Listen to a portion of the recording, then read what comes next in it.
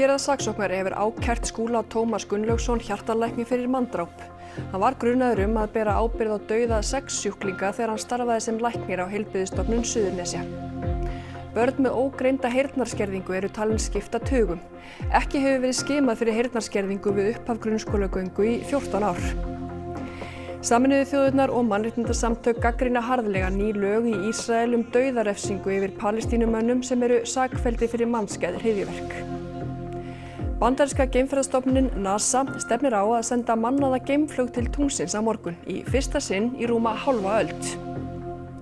Píningarvika, helgavika og kyrravika. Allt þetta heiti sem vikan fyrir páska hefur borið. Ekki vita þó allir að hún dregur nafn sitt af gömlu áhaldi.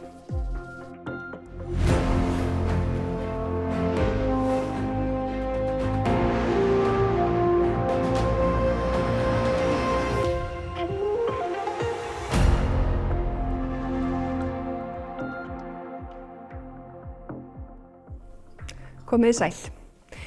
Héraðssaksóknari hefur gefið út ákæru á hendur Skúla Tómasi Gunnlaugssyni hjartalækni fyrir manndráp. 5 af 6 málum á hendur honum voru felld niður. Skúli Tómas Gunnlaugsson læknir var til rannsóknar hjá lögreglunni á Suðurnesjum og héraðssaksóknara síðastliðin 5 ár vegna gruns að hafa sett sjúklinga sína á Heilbrigðisstofnun Suðurnesja í lífslokameðferðir að tilefnislausu. Hann var grunaður að hafa borið ábyrgð á andláti 6 sjúklinga en 5 mál voru felld niður.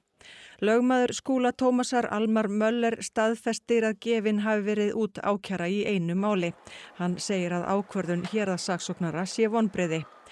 Skúli Tómas var sviptur læknaleyfi sínu tímabundið en endurheimti það síðar og hóf störf hjá Landspítalanum fyrir 3 árum. Samkvæmt upplýsingum frá spítalanum var starfsframlag Skúla afþakkað leið og ljóst var að hann hefði verið ákærður. Skúli Tómas ákærður fyrir manndráp og brot á lögum heilbrigðisstarfsmenn.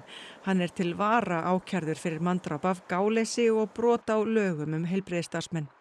2 önnur sættu rannsókn, læknir og hjúkrunarfræðingur, en héraðssaksóknari felldi mál þeirra niður. Ný lög dauðarefsingu Palestínumanna í Ísrael hafa vakið hörð viðbrögð mannréttindasamtaka. Sameinuðu þjóðirnar segja beitingu laganna jafngilda stríðsglæpum. Þing Ísraels samþykkti í gær að taka upp dauðarefsingu yfir þeim sem fremja það sem Ísraelar skilgreina sem mannskæð hryðjuverk. Lögin gilda þó aðeins Palestínumenn. Fagnaðarlæti brutust út á þinginu þegar lögin voru samþykkt. אדוני ראש הממשלה, אני רוצה לומר לך באופן אישי שזה דבר שאני לא אשכח לך לעולם. אני יודעת מה זה דרש ממך. תודה רבה.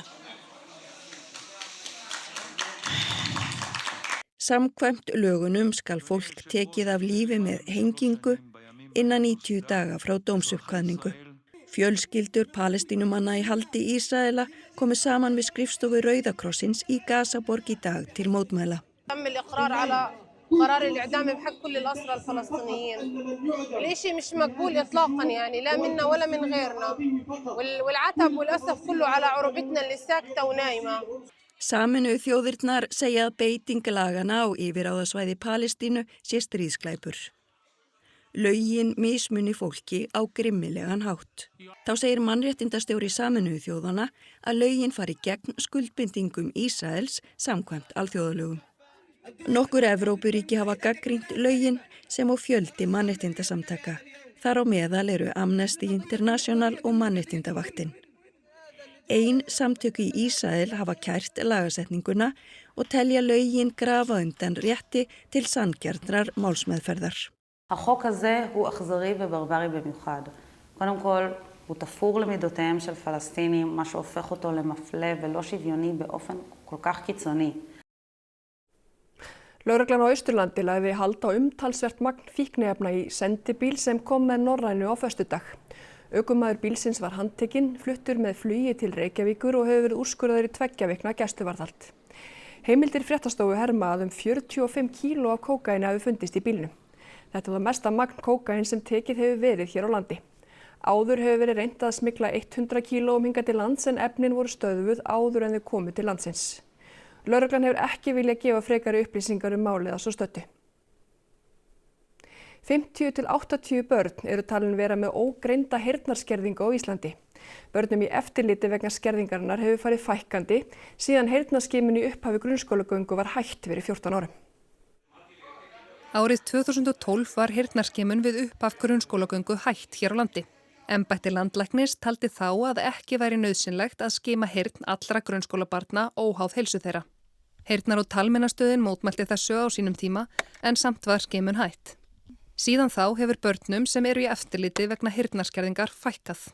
Við vorum með 250 börn í eftirliti hjá okkur hérna á Heyrnar- og talmeinastöð árið 2015 og þegar við skoðum tölurnar fyrir 1,5 ári síðan að þá vorum við eingöngu með 220 börn í eftirliti.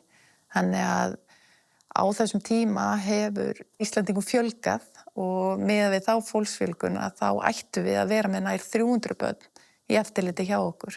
Þá hafa 15 til 20 börn í hverjum árgangi greinst seint á síðustu árum, sem er óeðlilega mikið að mati heyrnar- og talmeinastöðvarinnar. Við sjáum ofta að þessi börn eru að ströggla í námi, eru eftir á í málþroska, eiga oft í einhverjum samskipta erfiðleikum við jafnaldra en þetta er alveg ótrúlega einstaklingsbundið. Heilbrigðisráðherra segir að koma eigi heyrnarskimun á aftur við 4 eða 6 ára aldur. Hvenær það verður er ekki vitað en vinnuhópur á vegum embættis landlæknis metur hvort og hvernig væri vænlegt að sinna slíkri skimun. Heldurðu þá að það hafi verið mistök að hætta þessum skimunum á sínum tíma? Ég get nú ekki sagt það því að ég veit ekki á hvaða gögnum var byggt. Þetta er fyrir mína tíð í þessum málum en það var sem sagt álitið að þetta væru fábörn og það ætti að vera hægt að ná þeim í ung- og smábarna vernd. Og nánar verður fjallað málið í Kveik í kvöld klukkan 20:15. Þeirra sem Rússlandsher drap í Bútsja í Úkraínu á fyrstu dögum allsherjarinnrásarinnar var minnst í dag. 4 ár eru síðan Rússlandsher var hrakinn á brott úr bænum sem er í útjaðri Kiev. Fjöldagrafir fundust og segja stjórnvöld í Úkraínu að herinn hafi drepið yfir 1400 almenna borgara. Hópur evrópskra utanríkisráðherra og forsetar 20 þjóðþinga í Evrópu, þeirra á meðal Þórunn Sveinbjarnardóttir, tóku þátt í minningarathöfn þar í morgun. Já, við fórum að minnismerki þá borgara sem að létust hér og þar lögðum við kertaljós við minnismerkið. Hún var stutt, hún var, hvað ég að segja, hún var merkingu þrungin. Og það skipti máli að gera þetta og þarna var líka komið saman fólk sem að lifði þessa daga í Bútsja af. Kólumbískur karlmaður var dæmdur í 5 ára fangelsi í héraðsdómi Reykjavíkur í dag fyrir tilraun til manndráps og húsbrot í Reykjavík í október í fyrra. Hann braust inn í íbúð og veittist að sofandi manni og stakk hann ítrekað með hníf í höfuð og líkama. Auk fangelsisvistar var manninum gert að greiða þeim sem varð fyrir árásinni 2,5 milljón króna í miskabætur og tæpar 4 milljónir í málsvarnarlaun. Heilbrigðisráðherra segir ný hjúkrunarrými í Urðarhvarfi stórt skref í átt að því að leysa vanda bráðamóttöku og heilbrigðiskerfisins í heild. 97 ára íbúa líst vel á nýju heimkynnin og segist sofa þar eins og engill. Tilstóð að opna í Urðarhvarfi í maí en því var flýtt. Enda hefur staða bráðamóttöku Landspítala verið afar slæm síðustu vikur en hún er að mestu til komin vegna þess að aldraðir sem hafa lokið meðferð þar fá ekki pláss á hjúkrunarheimili. Heimilið í Urðarhvarfi rekið af Heilsuvernd sem í dag undirritaði samningun starfsemina við sjúkratryggingar og það er á 6 hæðum og þegar allt er tilbúið verða þar 110 rými sem eru ætluð til skammtímavistunar þar til fólki fær varanleg pláss á hjúkrunarheimili. Fyrstu íbúarnir fluttin í gæra Vífilsstöðum sem á að loka fram á sumar vegna viðgerða. Ég kem hér frá Vífilsstöðum og þangað kom ég frá Landspítalanum í Fossvogi. Hvað varstu lengi á þessum 2 stöðum? Það var frá 3. janúar, ég kom fyrst til Landspítalan. Hvernig líst þér svona á því hérna? Alveg stórfínt. Þetta er það besta sem að maður hefur upplifað núna í hálft ár. Nei. Og þú ert búin að sofa eina nótt. Hvernig svafstu fyrstu nóttina? Ég svaf eins og einhvern. Það er nú líka sér. Hvað bíða margir núna á Landspítala eftir að komast á hjúkrunarheimili? Ég held að sé 100 núna sem eru með svokallar færni og heilsumat og voru flestir yfir 130 og ef ég man rétt þá búið að flytja tæplega 80 einstaklinga af Landspítala frá því miðjan febrúar. 40 flytja jörðarhvarf af Vífilsstöðum og næstu daga og vikur 60 manns af Landspítala og heilbrigðisráðherra segir fleiri kosti til skoðunar til að létta enn frekar á spítalanum. En kannski sem ekki hægt að nefna akkurat núna. Guðmundur Ingi Þóroddsson, formaður Afstöðu, leiðir lista Flokks fólksins í komandi borgarstjórnarkosningum. Flokkun leggur áherslu á að einfalda stjórnkerfið og forgangsraða fjármunum í þjónustu við íbúa. Flokkur fólksins kynnti í dag efstu frambjóðendur á lista flokksins fyrir komandi borgarstjórnarkosningar. Guðmundur Ingi skipar fyrsta sæti, Einar Sveinbjörn Guðmundsson kerfisfræðingur í öðru sæti, Guðbjörg Ingunn Magnúsdóttir grunnskólakennari í þriðja sæti, Sigurveig Jóhannsdóttir ráðgjafi í fjórða og Rúnar Sigurjónsson varaborgarfulltrúi í því fimmta. Guðmundur Ingi var formaður Rósarinnar, landsfélags jafnaðarfólks og aðildarfélags Samfylkingarinnar. Hann tók þátt í prófkjöri Samfylkingarinnar í janúar, hafnaði í 7. sæti og fekk ekki sæti á lista. Þá hófust viðræður mögulegt samstarfið Vinstrið undir forystu Sönnu Magdalenu Mörtudóttur en þeim lauk án árangurs. Síðustu daga hefur Guðmundur svo verið orðaður við Flokk fólksins. Já, málefnin hjá mér hafa alltaf ráðið för og ég hef verið trúr mínum málefnum alla tíð og ég get nú ekki sagt að ég hef oft skipt flokka þar sem þetta fyrsta skipti. En ég fæ meira svigrúm fyrir mín málefni og málefni minnihlutahópa og jaðarsettra innan Flokk fólksins og það það sem skiptir öllu máli. En það eru málefni Flokk fólksins og mín mjög svipuð.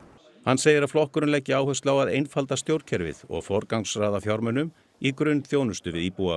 Það eru eldri borgarar, það eru fatlaðir og börn með fjölþætta vanda og það það sem við viljum sjá betur og gera endurskoðun á í kerfinu þar sem að fólk að falla á milli kerfa og börn að falla á milli kerfa. Og við erum að sjá að börn með fjölþætta vanda eru að fara úr einum hópi yfir í annan með enn meiri vanda og það viljum við koma í veg fyrir og það eiga þau skilið. Ef þið hafið tækifæri á að mynda meirihluta, eru þið opin fyrir samstarfi við alla flokka eða einhverju sem að þið munu útiloka strax? Við erum opin fyrir samstarfi við alla flokka, getum unnið með öllum ef að áherslur Flokks fólksins fá að ráða. Flatur tekjuskattur, stórfelld sala ríkiseigna og niðurskurður upp á 160 milljarða á meðal þess sem að finna í efnahagstillögum Sjálfstæðisflokksins. Formaðurinn segir að þetta sé hægt án þess að það þurfi að skera niður í velferðarþjónustu. Sjálfstæðisflokkurinn kynnti í dag efnahagstillögur sínar undir yfirskriftinni Léttum róðurinn. Þar ber helst skattalækkanir sem flokkurinn metur á 140 milljarða króna. Þær felast í því að fækka skattþrepum úr 3 í 1, þar sem tekjuskattur verður 35%.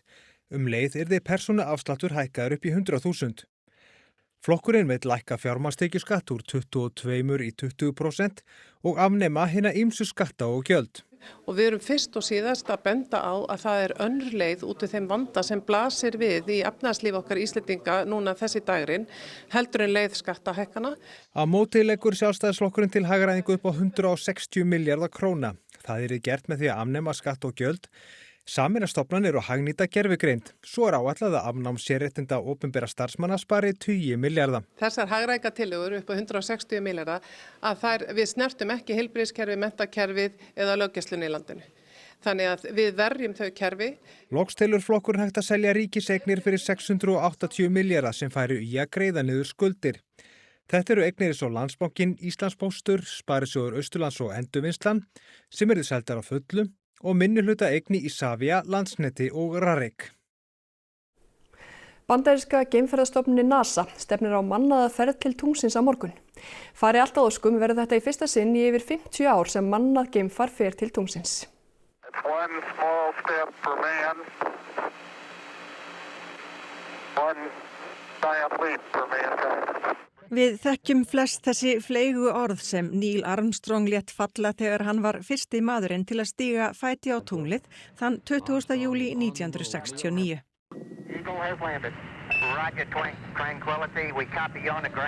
Félagi hans, Buzz Aldrin, fylgdi á eftir og saman reistu þeir fyrsta þjóðfánan á tunglinu, en þriðji maðurinn, Michael Collins, flaug á braut umhverfis mánan.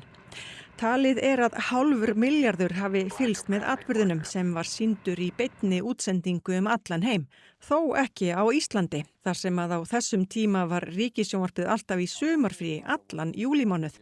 Hjálmar Sveinsson, verkfræðingur og Páll Theodórsson, eðlisfræðingur, lýstu tunglendingunni í útvarpinu. Þeir eru lentir á tunglinu, fyrstu mennirnir eru lentir á tunglinu, heila á höldnu og ekki að heyra hann allt sé í lagi og hafi gengið vel. Ég vakti allan síðustu nóttina og hlusta á lýsingunum útvarpinu þegar geimfararnir stigu fyrst á fætinum á tunglið. Síðasta mannaða ferðin til tunglsins var árið 1972 og nú 54 árum síðar fer annað teymi til tunglsins. Artemis II, skipað geimförum NASA, þeim Reed Wiseman, Viktor Glover og Kristínu Koch, auk Jeremy Hansen frá kanadísku geimferðastöðinni. Hægt verður að fylgjast með öllu ferlinu á YouTube síðu NASA. Geimfarinu Orion verður skotið á loft frá Kennedy geimferðastöðinni í Flórida. Það fer umhverfis tunglið og heldur svo heim á ný. Geimfararnir fá því ekki þann heiður að bætast í hinn fámenna hóp sem gengið hefur á tunglinu. Þessi vika frá pálmasunnudegi fram á laugardag fyrir páska á sérstakt heiti sem hefur litla skírskotun til nútímans. Þjóðfræðingur segir þó ólíklegt að vikan fái nýtt nafn. Vikan fyrir páska var í kaþólskum sið gjarnan nýtt til íhugunar og þá átti að halda sig til hlés og takmarka hávaða. Þannig mátti ekki hringja kirkjuklukkunum. Þannig að þetta sé áhald sem hafi verið notað til að framkalla annars konar hljóð úr tré. Það er ein skýringin á nafni vikunar, en þær eru fleiri. Eða þá að þetta tengist í að það hefði verið slökkt ljósin, myrkvu ljósin og slökkt á kertum. Það hefði verið kertast að geða annað áhald til að slökka á þeim. Hvað er þessi vika kölluð? Ég myndi nú bara skjóta einhver páskavika sko. Ég ekki að vera eitthvað sérstaklega nafn fyrir hana. Er það Dimbelvika? Veistu hvers vegna? Nei, ég veit ekki akkur að heiti það. Páskavikan? Dimbelvika, ekki. Það er greitt. Hvers vegna? Nú veit ég ekki, manni ekki alveg sko. Dimbelvikan. Hvers vegna? Það er vegna þess að frelsar heimsins þjáðist og fór upp til Jerúsalem, þar sem hann gaf líf sitt. Þessi vika sem er núna, hvað er hún kölluð? Dimbelvika. Hvers vegna? Páskonum. Altså fyrirbúða páskana. Og þetta er fyrirbæri sem vikan er nefnd eftir, dimbill, og þessi var notaður til þess að hringja inn í messur í vikunni fyrir páska. Og hann er að finna á byggðasafni Hafnarfjarðar og var gjöf frá kaþólsku kirkjunni. Og virðist það hafa verið í notkun lengi, ég veit ekki hversu gamall hann er, en eitthvað nær hann aftur. Geturðu sýnt okkur hvernig þetta virkaði? Já. Hefur þessi vika alltaf heitið Dimbelvika á Íslandi? Dimbelvikan er svona með eldri nöfnunum. Dimbeldagar koma fram í heimildum bara mjög snemma á 14. öld, Dimbelvika á 16. öld, en það eru önnur heiti eins og til dæmis Píningarvika, Helgavika og Kyrravika sem að mér finnst rosa fallegt heiti líka á þessa viku. Já, dimbill er ekki eitthvað sem við notum svona daglega og fæstin sem vita hvað það er. Væri tilefni til að endurskoða nafnið þessari viku? Það er mjög góð spurning. Ef fólk hættir að kalla þetta Dimbelviku og verður að kalla þetta eitthvað annað, þá verður breyting á, en ég held að sé engin endilega ástæða til að senda út einhverja tilskipunum að nota í annað orð. Hápunktur skíðavertíðarinnar fyrir marga er páskana. Snjó hefur kyngt niður víða að undanförnu og skíðasvæðin eru mörg vel í stakk búin að taka við gestum. Siglfirðingar stefna ótrauðir á að geta opnað sitt svæði en mikil vinna er framundan. Gríðarlega mikið hefur snjóað hér á Siglufirði undanfarna vikur, svo mikið að skíðasvæðið hefur ekki undan. Það er fáheyrt að skíðasvæði kvarti yfir of miklum snjó en þannig er staðan hérna í Skarðsdal. Við tókum hús á Birgi, forstöðumanni skíðasvæðisins í Skarðsdal. Já, það er $1 milljón spurningin, en við stefnum auðvitað að reyna að opna fyrir páska og ætlum að gera Já, allt í okkar valdi til þess að opna, já. Þannig að við stefnum svona á 50. föstudag, vonandi. Allan að setja einhverja lyftur í gang þá. Unni dag og nótt af því? Já, dag, kvöld og já, nótt, tróðara menn á nóttu. Mikil uppbygging hefur verið í Skarðsdal undanfarin ár þar sem að ný lyfta, súluliftan, hefur bætt aðstöðuna á svæðinu mikið. Nú hún á kafi í snjó og páskaopnunin í hættu.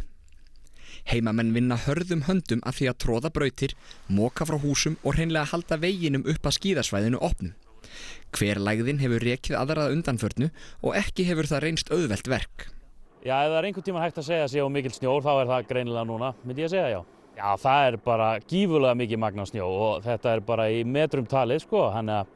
Það stór blásturspíll sem kemur á mokar og hann hefur vart undan við að blása þessu burtu og þá myndast þessi gífurlega háu veggir bara alveg 4-6 metra jafnvel. Skíðasvæðið hefur ekki verið opið frá því í byrjun mars sökum látana í veðrinu og ofankomunar sem hefur verið á svæðinu. Birgir hins vegar bjartsýnn á að þetta hafist allt fyrir páska. Þetta bara vetrarparadís. En bara það að opna veginn upp að skálanum verður væntanlega bara hellingsmálið, ekki? Jú, það var síðast bara sólarhrings og meiri en það vinna moka allavega upp þetta, sko. Landsmenn flykkjast gjarnan á skíðu páskana. Skíðasvæði víða land stefna að opnun páska ef veður leyfir. Opið verður í Stafdal og Oddsskarði á Austurlandi. Norðan til verður opið á skíðasvæði Dalvíkur, í Skarðsdal við Siglufjörð og Hlíðarfjalli á Akureyri, ásamt Tindastól í Skagafirði. Á Ísafirði verður hægt að skíða í Seljalands og Tungudal og höfuðborgarbúar komast vonandi á skíði í Bláfjöllum. Og Sigur Óli Sigurðsson, fréttamaður, þú ert komin í Hlíðarfjall, já það nú iðulega fjölmennt páskana. Hvernig færið þarna hjá ykkur?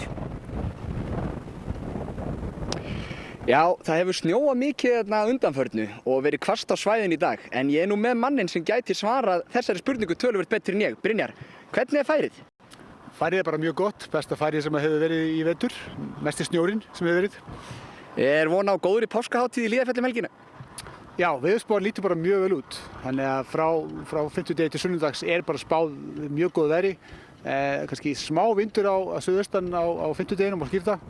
En bæði föstudagur langi, laugardagur og sunnudagur líta bara mjög vel út. Það á að vera heiðskýrt, bara sól, -5 gráður cirka. Þannig að brekkurnar halda sér bara mjög vel. Og bara logn. Ég von á mörgum gestum? Já, þetta svona vanalega fjölmennasti tíminn, fjölmennasti gestafjöldun hjá okkur. Við erum með svona frá 2-5 upp í 3-5 gesti á dag. Einhverja sérstakar ráðstafanir sem þarf að gera þegar ég vona svona mörgum gestum? Já, mæta kannski með sólavörnina, það verður sól. Bara passa það að leggja bílunum vel og bara mæta með góðskapi og þólum með hérna. Og einhver sérstök dagskrá svona í kringum þessa daga? Já, við ætlum að vera bara með viðburði á hverjum degi. Við ætlum að vera með bjóða upp á DJ og bara tónlist á hverjum degi. Við ætlum að vera með par sem kemur og spilar Disney-lög. Við ætlum að vera með trúbador og við ætlum líka að vera með hljómsveit á laugardeginu. Þar hafið þið það. Það vonandi að sem flesti landsmenn komist á skíðum páskana, hvort sem það hér í Hlíðarfjalli eða annar staðar. Við kveðjum héðan úr Hlíðarfjalli. Takk fyrir þetta, Sigur Óli Sigurðsson í Hlíðarfjalli. Og þá skulum við sjá hvað í kastljósi kvöldsins. Eldsneytisverð hefur hækkað skarpt undanfarið. FÍB kallar eftir inngripi stjórnvalda. Málsvarar barna segja þá brjóta gegn réttindum barna að svipta þau frelsi, eins og heimild fyrir í frumvarpi dómsmálaráðherra brottfarastöð. Þannig við höfum áhyggjur af þessari þróun og myndum vilja að stjórnvöld hugsuðu sig aðeins betur af því við vitum að það hægt að gera betur. Í leikverkinu Mömmó í Borgarleikhúsinu segja hárkollur aðalpersónunnar drjúgan hluta sögunar. Hvar hún í lífinu? Hver hún? Og þá að veðri. Breytileg átt 3-8 metrar á sekúndu og stöku él á morgun en vestan 10-15 á austanverðu landinu framan af degi. Vaxandi suðaustanátt vestan til síðdegis og dálítil rigning eða snjókoma þar annað kvöld. Hlýnar heldur í veðri. En áður kemur að veðrinu skulum við sjá hvað í íþróttafréttum í kvöld þar sem meðal annars komum við sögu skák, fótbolti og lyftingar. Reykjavíkurmótinu í skák lauk í dag. Sigurinn var í augsýn hjá Írananum Amin Tabatabai fyrir lokaumferðina. Íslenska karlalandsliðið í fótbolta leikur nú við Haítí í öðrum vináttuleik sínum í Kanada. Eldingaveður hefur sett svip sinn á viðuregnina. Og Eygló Fandal Sturludóttir var í dag tilnefnd sem lyftingakona ársins hjá Evrópska lyftingarsambandinu. Þetta þetta og sitt hvað fleira í íþróttum hér handan við hornið. Og það var helst í þessum fréttatíma að héraðssaksóknari hefur ákært Skúla Tómas Gunnlaugsson hjartalækni fyrir manndráp. Hann var grunaður að bera ábyrgð á dauða 6 sjúklinga þegar hann starfaði sem læknir á Heilbrigðisstofnun Suðurnesja. Börn með ógreinda heyrnarskerðingu eru talin skipta tugum. Ekki hefur verið skimað fyrir heyrnarskerðingu við upphaf skólagöngu í 14 ár. Sameinuðu þjóðirnar og mannréttindasamtök gagnrýna harðlega ný lög í Ísrael dauðarefsingu yfir Palestínumönnum sem eru sakfelldir fyrir mannskæð hryðjuverk. Bandaríska geimferðastofnunin NASA stefnir á að senda mannaða geimflug til tunglsins á morgun, í fyrsta sinn í rúma hálfa öld. Píningarvika, helgavika og kyrravika. Allt þetta heiti sem vikan fyrir páska hefur borið. Ekki vita þó allir að hún dregur nafn sitt af gömlu áhaldi. Þessum fréttatíma er að ljúka og komið að íþróttum og veðri og svo er það Kastljós og Kveikur. Takk fyrir samfylgdina í kvöld, verið sæl.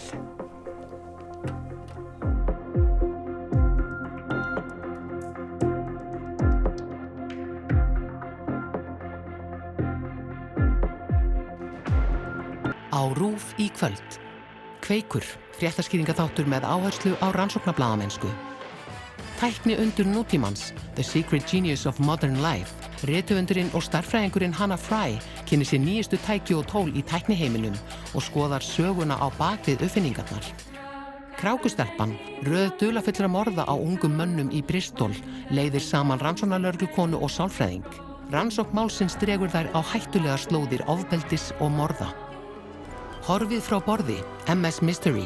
Finnsk heimildaþáttaröð þar sem Riku Rantala rannsakar örlög ungra manna sem hurfu borð í ferju milli Svíþjóðar og Finnlands. Fótboltinn byrjaðar að rúlla og á 5. dag mætast 2 bestu kvennalið síðustu leiktíðar í meistarakeppni KSÍ. Þegar Íslands og bikarmeistarar Breiðabliks mæta FH sem endaði í öðru sæti í báðum mótum.